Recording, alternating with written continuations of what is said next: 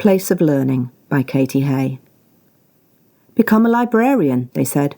It's an easy job, they said. Indoors, warm, mostly telling people to shush all day. Plenty of time to read. You'll love it. But the job was a lot different when you worked in Munland's forbidden library. Sella should have known there was something the matter from the start. The job advertised was too well paid for an entry-level role, and she got the distinct feeling competition hadn't exactly been stiff. She'd just been relieved to have finally found a job where she could actually use what she'd learned at university, and she'd be able to sit down more often than she'd ever managed as a waitress. She wasn't sitting down now. If you walk slowly towards the window, I'll cut off its escape here. Sella outlined what she thought was the best idea under the circumstances. You've got the gloves, Sella's colleague Tomo pointed out. I think you should be the one advancing. I'll cut off its escape. Sella swallowed. She didn't have enough experience to deal with this. Knowledge was supposed to stay inside books until it was read. That's what had happened with every book she'd ever encountered so far. It wasn't supposed to ooze out of the pages, slither along the shelf and coagulate on the floor. It especially wasn't supposed to demonstrate sentience by attempting to find the door and escape. She didn't want to be the one having to touch the stuff, but she couldn't say so to Tomo. He was superior enough as it was, and she did have the gloves. He'd made sure of that. Right then, we'll try that. While Tomo stayed where he was, crouched low in case the knowledge made a break towards him, Sella advanced towards the lumpy, restless pool. She wanted to shush it, to promise she wasn't going to hurt it, as though she were rounding up a stray cat. The idea was absurd. She couldn't even be sure whether knowledge could hear, although she couldn't guarantee it couldn't. The great thing about this job is that you learn something every day, the chief librarian had told Sella cheerfully on her first day. It had sounded great in theory, but theory brought her to today when it all turned into practice. Sella wasn't sure she wanted to learn some of the things she'd come face to face with at the library, like how aggressive knowledge could be. Learning wasn't dangerous per se, it just needed to be approached carefully in some circumstances. If the circumstance was that you needed a book lodged in the forbidden library, well, you'd better hope you had good protective clothing. She took a step forward, gloved hands held out in front of her. That's it, Tomo said encouragingly. Sella wasn't sure that was it at all. She wanted to run a mile. Instead, she took another cautious step towards the oozing, pulsating knowledge that had spilled out of the books on the shelves and was trying to, Sella wasn't sure what, live its best life at large in the city, perhaps. And she felt vastly unfit to argue with that. She'd taken the job as a librarian, but today she felt more like a jailer, an inexperienced one, facing a highly skilled escape artist. Another shaky step. The pool of knowledge shivered. Whatever senses it possessed, they'd clearly comprehended Sella's advance. She glanced aside. Tomo nodded and touched the box placed beside him, the reinforced steel cage that would contain the knowledge until a mage could be found to deal with it. Sella tugged at her gloves and took another step. The knowledge reared up and leapt towards her. She squealed instinctively, cowering back. It dropped, splattering over the tiles close to her feet. Come on, Sella, Tomo snapped impatiently. You're a librarian. You can't be scared of knowledge. Her jaw tightened. It took me by surprise, that's all.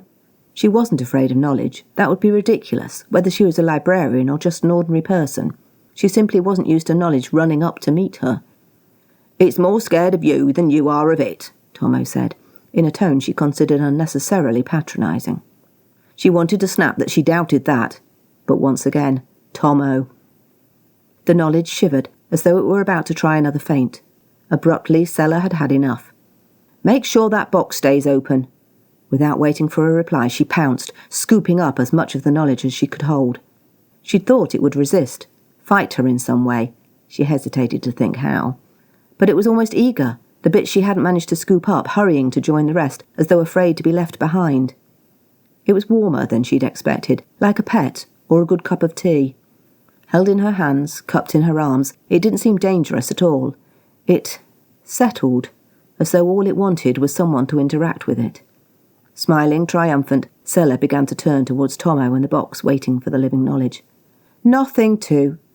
She broke off. The knowledge surged over her wrists, seeking out the gap between the gloves and her sleeves, pressing against her skin and sinking inside. As the knowledge flooded her veins and ran along the fibres of her muscles, she froze, stilled by the sudden onslaught.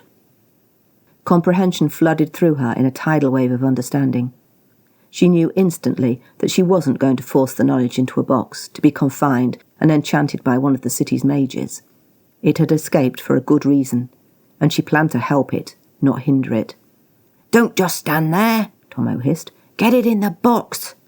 He nudged the cage towards her with a foot, careful to keep his distance. She looked up and saw the sweat on his brow. Coward. He'd been so afraid of what might happen, he'd missed his chance to learn something invaluable. "I don't need it," she said confidently. Her own thoughts flowed into the knowledge from the books, becoming one. She turned back to the shelves. When she placed her arms against the books, the knowledge poured out of her and back into the pages. Sella waited until she was sure it had all gone, then turned. Tomo was staring at her with his mouth wide. "How? What? Are you a mage?" "No."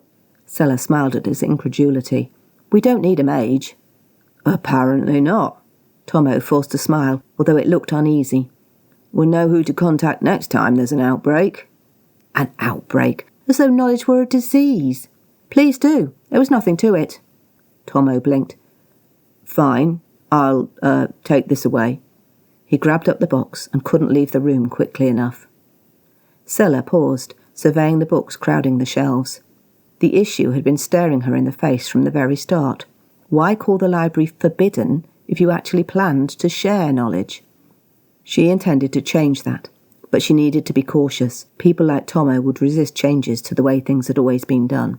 She'd need allies. She needed the chief librarian.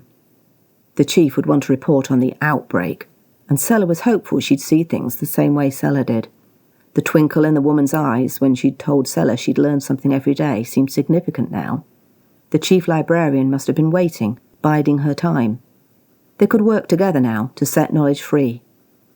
Sella patted the spines of the books, then left for the chief librarian's office, smiling broadly. That was A Place of Learning by Katy Haye. A new video is released every Friday. Click like and subscribe if you want to be notified. Thanks for listening.